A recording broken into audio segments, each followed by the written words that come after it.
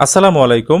বেসরকারি স্কুল ও কলেজের প্রবেশের পর্যায়ে যে পরীক্ষার ধরন সেটা নিয়ে প্রাথমিক একটা সিদ্ধান্ত নিয়েছে এনটিআরসিএ।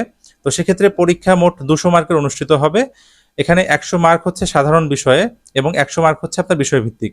এখন 100 মার্ক যেটা সাধারণ বিষয়, এখানে যা যা থাকছে বাংলা, ইংরেজি, গণিত, বিজ্ঞান এবং সাধারণ জ্ঞান, প্রত্যেকটি সাবজেক্ট হচ্ছে 25 মার্ক করে ক্যারি করবে। That means 4 25 100। আর এদিকে বিষয়ভিত্তিক তো আপনার স্নাতক এবং স্নাতকোত্তরের যেটা বিষয়ভিত্তিক সেখানে 100 মার্ক।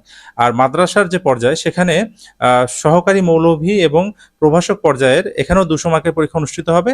তবে এখানে যে আপনার বিষয়ভিত্তিক সেটা হচ্ছে 140 মার্কের, এবং বাকি যে 60 মার্ক থাকবে সেখানে হচ্ছে 4টা বিষয়ই সাধারণ বিষয়, সেগুলো 15 মার্ক করে ক্যারি করবে। দ্যাট মিনস বাংলা, ইংরেজি, গণিত, বিজ্ঞান এবং সাধারণ জ্ঞান 15 করে, অর্থাৎ 4 15 60। তো এই হচ্ছে আপনার হচ্ছে এটা হচ্ছে প্রাথমিকভাবে একটা সিদ্ধান্ত এনটিআরসি নিয়েছে। এখন এটা নিয়ে সামনে চূড়ান্ত সিদ্ধান্ত হবে। তো আশা করা যাচ্ছে এই ধরনেরই কিন্তু পরীক্ষা অনুষ্ঠিত হবে। তো যাই হোক, সবার জন্য শুভকামনা থাকবে। সবাই ভালোভাবে প্রস্তুতি নিতে থাকুন। আল্লাহ হাফেজ।